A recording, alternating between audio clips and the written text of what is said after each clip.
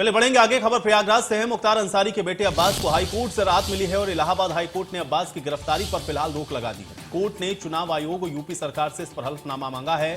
27 अप्रैल तक कोर्ट में हलफनामा देने के निर्देश भी दिए गए हैं। दरअसल चुनावी भाषण में अधिकारियों को धमकाने का यह मामला था।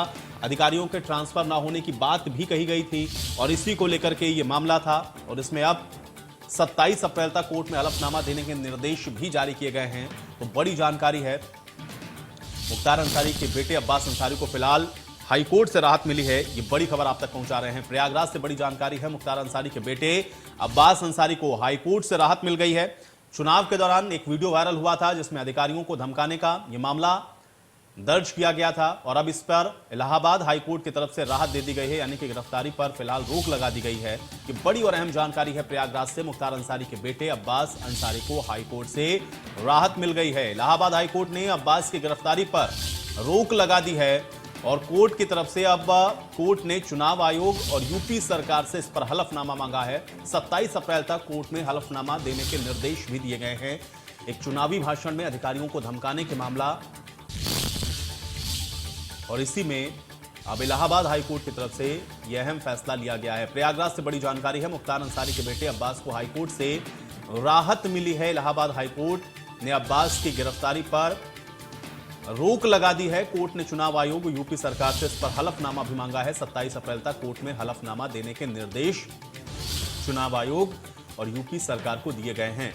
तो बड़ी और अहम खबर है कि अब्बास अंसारी, आपको याद है कि चुनावों के दौरान एक रैली को संबोधित करते हुए जो एक वीडियो वायरल हुआ था जिसमें अधिकारियों को धमकाने का ये पूरा मामला था और इसी के चलते ये प्रकरण दर्ज किया गया था और इसमें अब ये बड़ी कार्रवाई की गई है इलाहाबाद हाईकोर्ट की तरफ से, जिसमें गिरफ्तारी पर रोक लगा दी गई है। निर्देश दिया गया है इलाहाबाद हाईकोर्ट की तरफ से कि हलफनामा भी इसमें दायर किया जाए। चुनावी भाषण में अधिकारियों को धमकाने के मामले में अब हलफनामा दायर करने को भी कहा है हाईकोर्ट ने, जिसमें चुनाव आयोग और राज्य सरकार से इसमें हलफनामा 27 तारीख तक देने को कहा गया है। संदीप तिवारी हमारे साथ जुड़ रहे हैं जानकारी के साथ। संदीप, अब्बास अंसारी को इलाहाबाद हाईकोर्ट से राहत मिली है, क्या जानकारी है? जी, फिलहाल अब्बास अंसारी की गिरफ्तारी पर रोक लग गई है। अब उनको पुलिस गिरफ्तार नहीं कर सकेगी।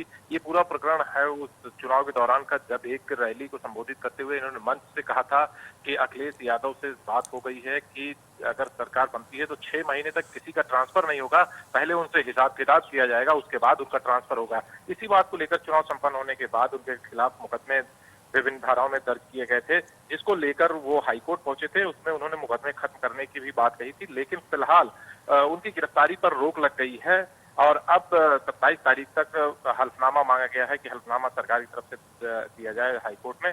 फिलहाल उनको राहत बहुत बड़ी मिल गई है। बहुत शुक्रिया संदीप इस बातचीत और जानकारी के लिए।